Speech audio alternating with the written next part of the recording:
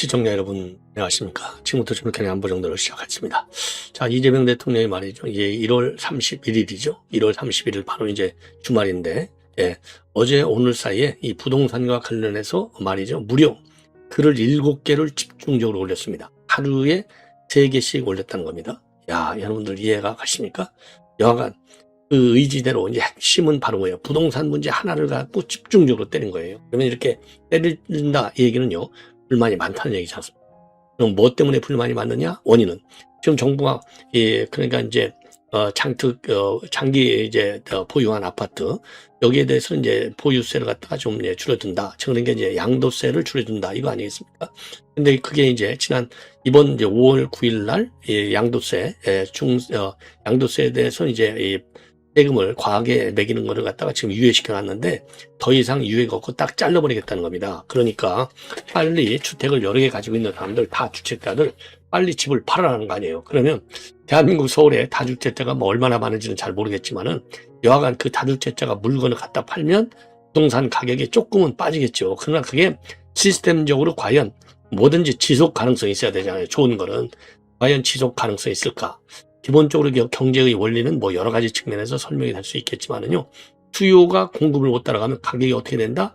우리 고등학교 때부터 열심히 공부했잖아요. 올라간다. 이건 기본으로 돼 있어요.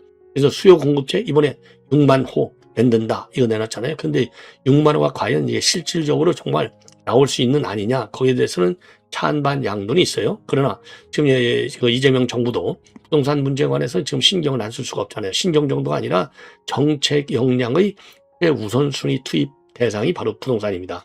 왜? 문재인 정부도 이것 때문에 방한 거 아니에요. 부동산 가지고 통계 조작까지 해먹다가 다 걸려드는 거 아니겠습니까? 그러니까 이 문제가 우리 국민들에게 굉장히 중요한 이슈인 것만은 맞아요. 자, 아무리 그렇다고 하더라도 이틀간에 걸쳐서 집중적으로, 그러니까 이제 빈도수도 문제예요. 뭐든지 과유불급이라고 하잖아요. 그 다음에는 이제 빈도수도 문제지만은 대통령의 언어가 너무 강하다. 빈도수도 빈도수지만은 이 워딩의 수위가 너무나 강하다. 대통령이 말이죠. 수위의 적절한 조정, 매사에 굉장히 중요합니다. 더군다나 부동산 문제와 관련해서 이 대통령이 딱 고리에 걸린 것은 바로 뭐냐. 이 캠페인 과정에서는 뭐라고 그랬어요. 나는 부동산 문제는 세금 갖고 안 잡을 거니까 걱정하지 마. 이렇게 이제 한 걸로 되어 있지 않습니까? 자, 그리고 또 최근에는요. 지금 보니까 이제 아산에서 그랬네요. 충청도 이제 타운홀 미팅에서 아이고 나는 부동산 이거 어떻게 할지 모르겠어. 이건 나는 좀 대책이 없어. 이런 쪽에 입장을 내놨어요. 근데 지금 불과 12월 5일이니까 이제 한 2달 만이죠. 2달도 조금 안 되죠. 여하간 2달여 만에 정반대로 내가 자신 있게 때려잡을 수 있으니까 하라는 대로 해. 빨리 팔어. 왜 아무도 안 팔지? 요렇게 인식이 될 수 있을 정도의 강도 높은 메시지를 내는 겁니다. 자, 그러니까 이제 국민의힘에서는 당연히 야당의 핵심은 뭐예요? 야당은 정부의 정책을 합리적이고 객관적이고 과학적으로 설득력 있게 비판하는 게 생명이에요. 그런 비판 능력을 통해서 여당 정책 집행 정책 그러니까 이제 수립 및 집행 정부 여당보다도 훨씬 낫구나. 그러면 다음에 우리 국민들이 주권자인 국민이 선택을 해주는 거예요. 그게 야당의 생명력입니다. 언제나 비판 능력. 그러니까 이제 야당에서 이걸 비판하니까 거기에 대해서 또 맞받아치는 거예요. 자, 그러면 대통령이 맞받아치더라도 적절한 수에서 맞받아쳐요. 대통령이 긍정적인, 대통령이 얼마나 열받으면 자기 친위가 안 받아들이면 저렇게 때리겠느냐라는 생각도 있지만 대통령의 입과 그래서 이 감정의 표시가 단다.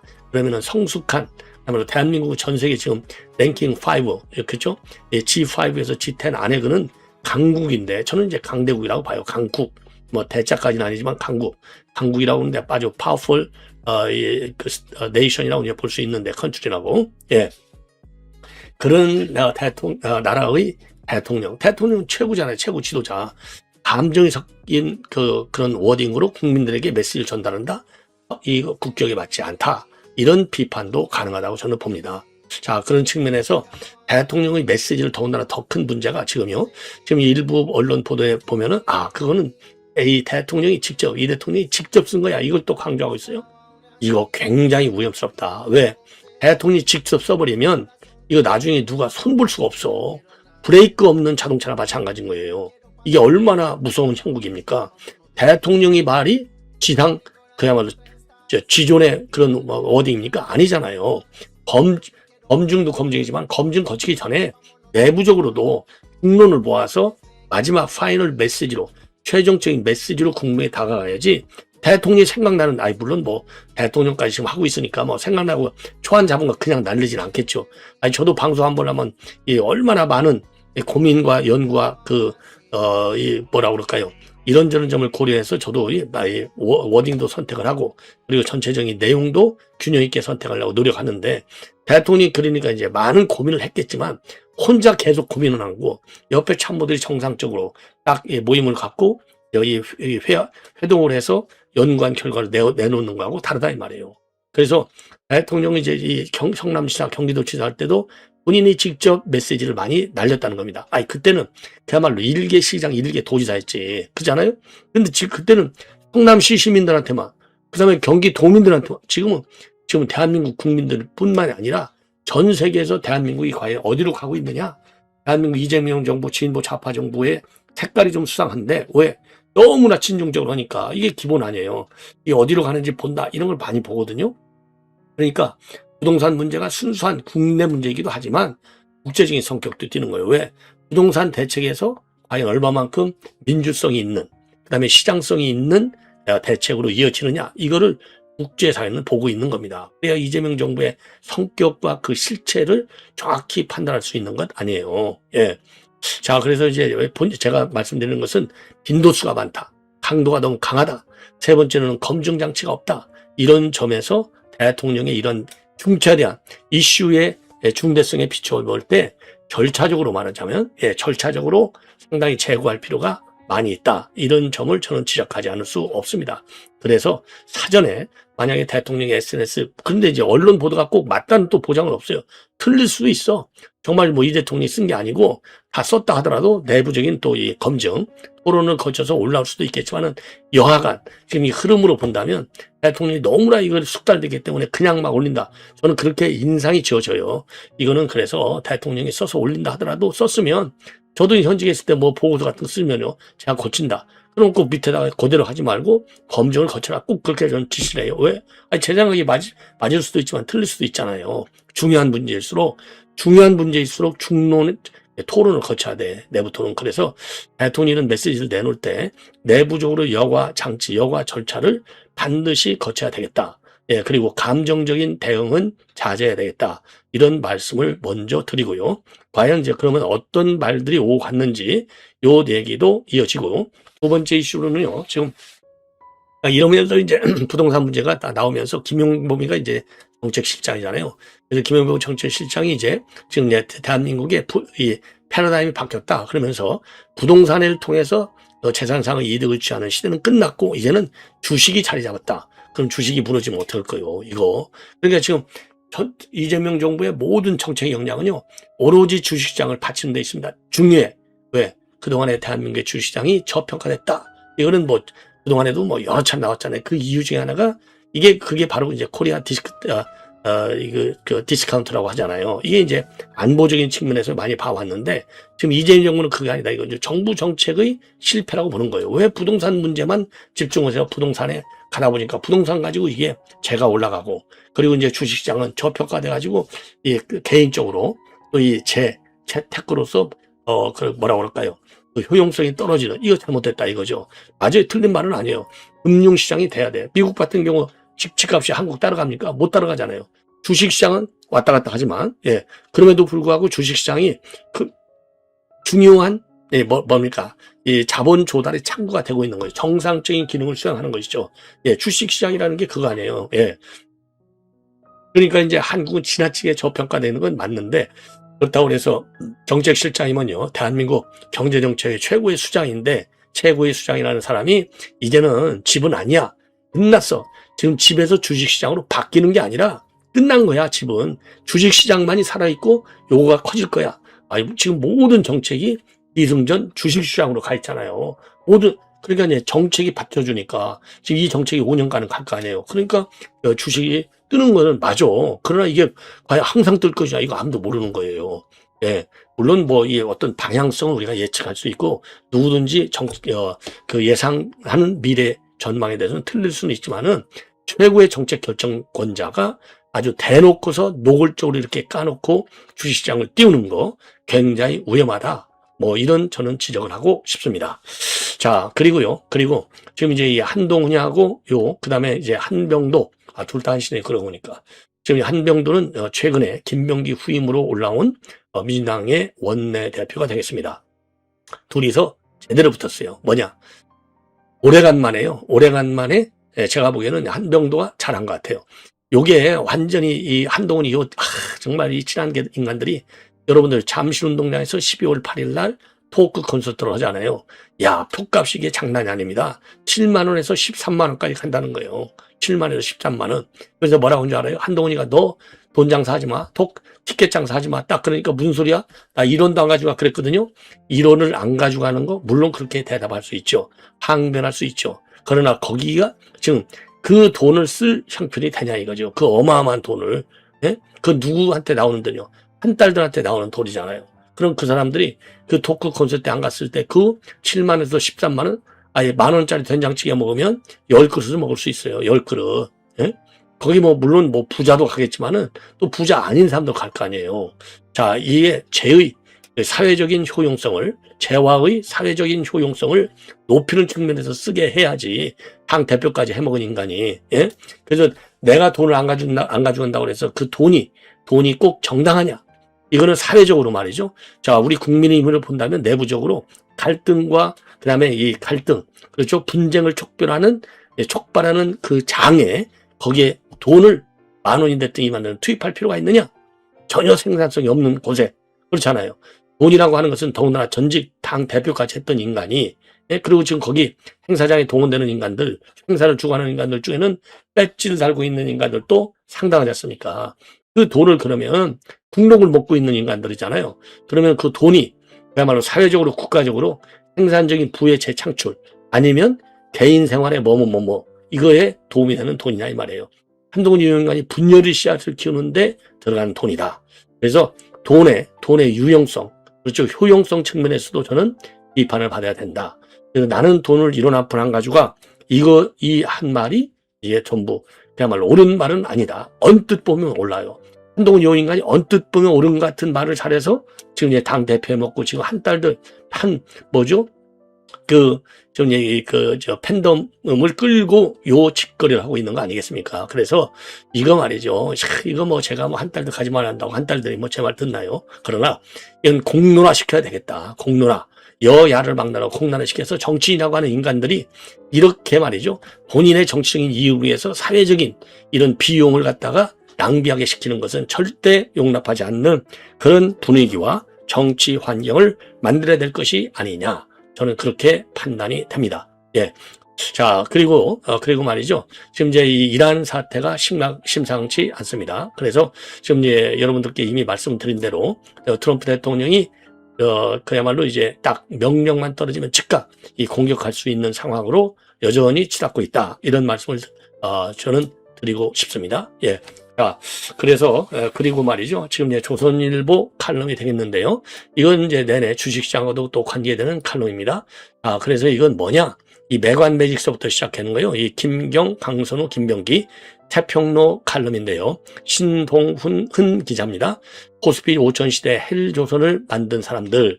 자, 그래서 정치권에서 지금 대한민국의 21세기를 갖다가 헬조선으로 만들었다. 그래서 구청장 자리를 살해했던 전 시의원 김경, 부안말 고부군수 조병각과 판박이, 그리고 공직을 수탈과 치부의 수단으로 삼았다. 이런 정치권, 이게 바로 대한민국을 갖다가 21세기에 헬조선으로 만들었다라고 비판을 하고 있습니다. 자, 그러면 부동산 문제에서부터 말이죠. 제가 지금 전반적인 논평을 했는데, 지금 이제 이재명 대통령의 이 글들, 그리고 이제 이런 아파트 관련 이런 자료들, 요거를 가지고 여러분께 한번 쭉 설명을 해 드리도록 하겠습니다. 자, 그래서 요건요, 지금 이제 중앙일보가 요 자료는요, 중앙일보가 만든 자료가 되겠습니다. 자, 그래서 중앙일보가 만든 요 자료, 요거를요, 제가 한번 요거를 가지고 이제 개괄적으로 이제 설명을 드려보겠습니다. 이 중앙일보가 도표를 말이죠, 비교적 굉장히 잘 만들어내는 게 중앙일보 도표의 특성이 아니냐, 저는 그렇게 판단해요. 자, 그래서 이제 이 대통령이 이런 발언과 관련해서 말이죠. 1월 31일 다주택자는 5월 9일까지 양도세 중과 면제하는 마지막 기회를 활용해서 밤새 혜택을 누리며 이번 기회에 팔날은 말이다. 예. 그리고 이제 1월 27일 국무회에서는 비정상적으로 부동산에 집중된 자원 배분 왜곡을 반드시 바로잡겠다. 뭐 이 말은 옳은 얘기죠. 그다음에 1월 25일 시장 이기는 정부도 없지만은 정부 이기는 시장도 없다. 버티는 이익이 버티는 비용보다 크게 해서는 안 된다. 비정상을 정상화시킬 수단 방법은 얼마든지 있다. 그리고 1월 23일 다주택자 양도세 면제 연장 전혀 고려하지 않고 있다. 1주택도 1주택 나눔이다. 비거주 1주택도 장기 보유했다고 세금 감면은 이상해 보인다. 그리고 기자회견에서 신년도 지금으로선 세제 통해서 부동산 정책을 하는 것 깊이 고려하고 있지 않다. 사회적 문제가 되는 상황이라면 세제 수단도 동원해야 된다. 그리고 집 투기적 수단이 되면 규제한다. 토지거래 허가제라든지 여러 가지 방법이 시행되고 있고 앞으로 필요하면 얼마든지 추가할 수 있다. 그리고요. 지금 작년 12월 5일 날 천안 타운홀 미팅에서 서울 수도권 집값 때문에 요새 욕을 많이 먹는 편인데 대책이 없다. 그리고 작년 5, 6월에 대선 후보 때는요. 세금으로 집값 잡는 일은 하지 않겠다. 자, 그런데 말이죠. 지금 문제는 뭐냐. 세금으로 집값 잡지 않겠다는 것서 지금 싹 바뀌고 있어요. 자, 그러니까 양도세 중과 요거 지금 중단시켰는데 그대로 이제 더 이상 중단시키지 않고 그대로 세게 보고할 테니까 이제는 팔을 할 때 팔을 이렇게 됐잖아요. 딱딱 그거지 않습니까? 마지막 기회야 이번에 팔 수 있는 것 알았지? 딱 이거. 이래서 이제 이게 논란이 되고 있는 상황이 되겠고요. 상황이 되겠습니다. 자, 그래서 지금 아파트 매매 가격이 지금 그러면 최근 들어서 얼마나 올라가고 있느냐? 전체 평균으로 보면 서울의 전체 평균은요 0.9%, 용인 수지는 2.14, 분당이 1.71, 동작이 1.69, 안양, 경기 광명, 관악, 성도, 강동, 양천, 중구 전부 다 이렇게 1% 이상이 올라가고 있어요. 그리고 이제 부동산 대책 아까 말씀드렸죠. 이렇게 다양하게 여러 번 만들었지만은 한 번도 부동산 대책이 실효성을 거둔 바가 없습니다. 그래서 작년 6.27 대책 6억 원 이하로 제한 않고 9.7 대책 이거는 이제 신규 135만 가구를 공급한다. 그리고 작년 10.15 대책 이건 이제 토허제 지역을 다시 넓혔죠.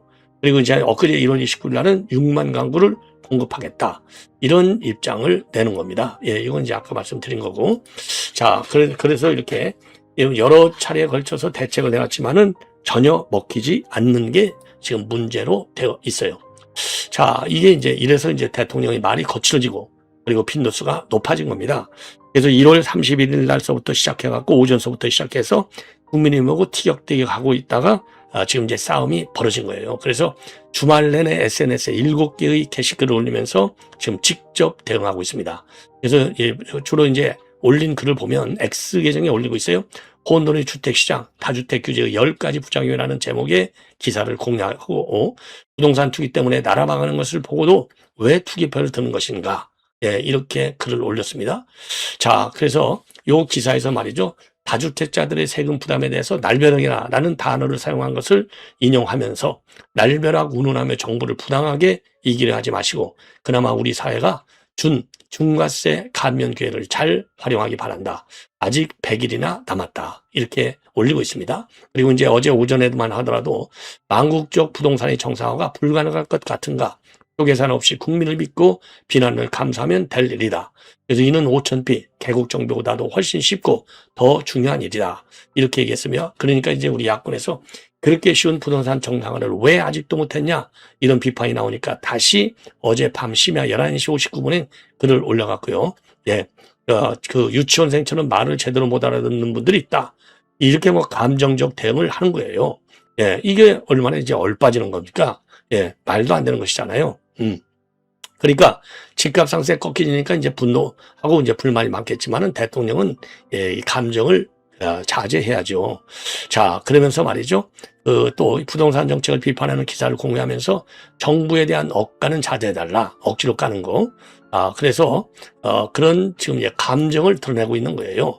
자, 그러더니 이제 국민을 향해서 국민이 이제 비판하니까 부동산 정상화 그렇게 쉬워? 그러면 쉬우면 왜 못해? 이러니까 이제 유치원생처럼 말도 못한다, 못 알아듣는다. 요렇게 또 난리를 치는 겁니다. 말을 배우는 유치원생처럼 말을 제대로 못 알아듣는 분들이다. 예. 자, 그래서 그러면서 이제 5,000비 개국 정비보다도 훨씬 더 쉽다. 그러니까 이제 국민이 당연히 그렇게 쉬운 부동산 정상화 왜 아직도 못했나? 망국적 부동산의 원인은 이재명 정부의 망국적 부동산 정책이다. 이렇게 비판을 하니까 밤 11시 49분에 언어의 맥락과 의미를 이해 못하니? 라는 제목이 그래서 국민의힘을 갖다가 유치원생으로 표현하면서 언어 해독 능력을 아직 완전히 갖추지 못한 분들을 위해 제가 쓴 쉽다는 말의 정확한 의미를 자세히 풀어드린다. 그러면서 쫙 장문의 글을 또 올리고 있는 겁니다. 예. 자, 이게 그러니까, 참 이게 안타깝죠. 그러니까 이제 장동혁이도 말이죠. 장동혁이도 지금 5,000비보다 쉽다? 이게 호통 경제학이냐? 이렇게 비판하고 나온 겁니다. 자, 그래서 부동산 정상화가 5,000비보다 쉽다라고 밝힌 데 대해서 호텔 경제학에 이은 호통 경제학 이렇게 그러면서 이 대통령이 언제는 서울 수도권 집값 때문에 욕을 많이 먹는 편인데 보니까 대책이 없다더니 갑자기 부동산 정산하는 코스피 5,000 개국 정비보다 훨씬 쉽다. 불가능한 것 같으냐라고 하고 있는데 예, 참 기가 막히다 이거죠. 예. 그래서 지금 요 논란이 여전히 계속되고 있는 상황이 되겠습니다. 자, 그래서 지금 이제 이러다 보니까 말이죠. 지금 한정의 정책의 의장이 지금 이제 꼭 집값 꼭 다 잡겠다. 이거 강한 의지를 보이고 있어요. 그리고 세제도 지금 동원해야 된다. 나오니까 지금 내 다주택자는 마지막 기회로 집을 팔라. 대통령이 이렇게까지 얘기하니까 세제 개편 수단을 배지 않겠다. 집값 호응하는 입장을 내놨습니다. 그럴 수밖에 없죠. 여당 정책 의장이니까. 그래서 집값 안정에 대한 의지는 당정이 동일하게 갖고 있는 것이다. 대통령 의지를 표명한 것으로 본다. 그러면서요. 대금 수단이 들어가지 않아도 집값이 안정됐으면 좋겠지만은 필요할 경우에 세제 개편을 배제하지 않는다. 이렇게 입장을 내놓고 있습니다. 예. 자, 그리고 이제 여기에 대해서 지금 이제 그러니까 이제 이런 상황에 대해서 이제 아까도 얘기했지만 이제 김용범 정책실장이 대대적으로 지금 이 패러그래프가 이제 완전히 바뀌고 있다. 예. 자, 그래서 부동산 투기 이거 이제 안 된다는 거죠. 부동산 투기 안 되는 건데 지금 이제 그러니까 이제 그 재테크의 패러그래프가 지금 이제 주식시장이 선호도 1위로 지금 완전히 바뀌었다. 이 점을 김용범 정책실장이 강하게 주장을 하고 있는 겁니다. 자, 그 이제 지금 이제 X에 올린 글에서 말이죠. 이렇게 얘기하고 있어요. 지금 이제 주식시장으로 사람들이 몰려들고 있잖아요. 선호도가 올라가고 있는데 이거는 일시적 일탈이 아니라 자세한 선택의 기본값 자체가 서서히 재설정이 되고 있다. 그러면서 패러다임은 이미 바뀌었다요. 이미. 예. 자, 그래서 작년 7월 조사에서 처음으로 가장 유리한 재테크 방법이 1위가 주식으로 돼 있어요. 갤럽 조사. 작년 7월 31%. 이번 조사에서는 6개월 만에 선호도를 37%까지 끌어올려서 부동산 22%와 15%의 격차를 벌렸다는 겁니다. 자, 그래서 이제 자산관리의 중심축이 이제 이 부동산에서 지금 이제 주식으로 완전히 자본시장으로 바뀌었다는 거죠. 그래서 이번 변화는 일시적 유행으로 치부하기에는 너무 많은 요소가 동시에 정렬됐다. 심리가 이동한 자리에는 가격이 따라 붙었고 다음 노래 중심도 부동산에서 자본시장으로 옮겨왔다. 자, 그래서 이제 주식시장 지금 활성화를 위해서 이런 입장을 내놓고 있는 겁니다. 예. 자, 그러면은요, 이제는 지금 그러니까 이제 한동훈이하고 한병도 지금 이제 원내 대표가 정식으로 붙었습니다. 자, 그래서 이제 한병도가 말이죠. 한병도 원내대표가 한동훈이의 2월 8일 토크 콘서트에 관해서 SNS 글을 올렸습니다. 해괴한 한동훈식 등급제 유료정치. 그러니까 이제 한동훈이가 무슨 소리냐? 단일원도 가져가지 않는다. 자, 그래서 이제 한병도 원내대표. 한동훈이가 토크 콘서트를 열면서 좌석 등급을 나누어 R석은 79,000원, S석은 69,000원, A석은 45,000원을 받겠다고 한다. 자신을 더 가까이서 보내면 돈을 더 내라는 것이다. 옳은 얘기죠. 좋은 자니까 더 비싸지니까. 예. 그러면서 지지자를 좌석 등급으로 매기는 난생 처음 보는 해괴한 정치다. 국민을 향해야 할 정치가 장사로 전락했다. 한동훈이가 예고한 고액의 좌석 등급제 토크 콘서트는 지지자들의 주머니를 털어 정치 자금을 마련해보려는 티켓 장사다. 예. 그러면서요, 지금 국민의힘은 불성사나운 당권 투쟁으로 얼룩져 있다. 민생은 안중에도 없고 오직 자기 세력 지키기에만 혈안이 된 이 권력 암투가 온 국민의 가슴에 깊은 생채기를 내고 있다. 민생 회복의 골든타임 앞에서 국민의힘은 오로지 창권 싸움에만 열을 올리고 있다. 그러면서 말이죠. 이 한동훈 측은 수익 제로라고 법망을 피하려고 한다. 적자면 정치작법 위반, 적자면 공직선거법 위반에 해당할 수 있다. 국민을 관객으로 정치의 가격 등급을 매기는 이유, 오만한 정치 비즈니스를 당장 중단하고 자동하라. 이렇게 비판하는 입장문을 내놨습니다. 그랬더니 한동훈이가 즉각 반박하고 있어요. 한동훈과 한동훈 개파 인간들, 집권여당 원내대표가 제명당한 야당 정치인의 토크 콘서트에 대해 관심이 참 많다. 여기서 제명당했다는 말을 수식어로 쓰고 있어요. 못된 인간, 피해자 코스프레죠. 예. 그러면서 이미 밝혔듯이 저는 이번 토크 콘서트에서 어떤 명목으로든 단 1원도 가져가지 않는데 비즈니스 장사니 정치 자금이니 하는 말이 가당키나 하느냐. 민주당은 진짜 정치 장사, 진짜 정치 비즈니스의 본산이다. 진짜 정치 장사, 정치 비즈니스는 강선우, 김병기, 김경으로 이어지는 자판기식 공천 판매 같은 민주당의 공천 뇌물 장사다. 그러면서 진짜 정치 장사, 정치 비즈니스는 민주당 최민희의 이해 관계자로부터의 축의금 수수나 줄줄이 계획되어 있는 민주당 정치인들의 책 판매를 빙자해 웃돈 받기 위해 돈통 놓고 하는 출판 기념회들이라고 덧붙이고 있습니다.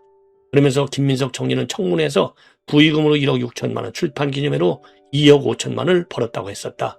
최악의 정치 장사, 정치 비즈니스인 공천 뇌물을 수사하자는 공천 뇌물 특검을 온몸으로 맡고 있는 민주당 원내대표의 입에서 제가 단 1원도 가져가지 않는 토크 콘서트를 정치 장사, 정치 비즈니스라고 표명하는 말이 나오는 것이 참 뻔뻔스럽다. 그런데요, 뻔뻔스러운 것은 요 배신자가 말이죠. 이 토크 콘서트 집회를 통해서 강력하게 반발만 하고 있는 요 현상만큼 더 뻔뻔스러운 게 어디가 있겠냐. 이렇게 말을 돌려주고 싶습니다. 시청자 여러분, 이것으로 본 방송을 마치겠습니다. 대단히 고맙습니다.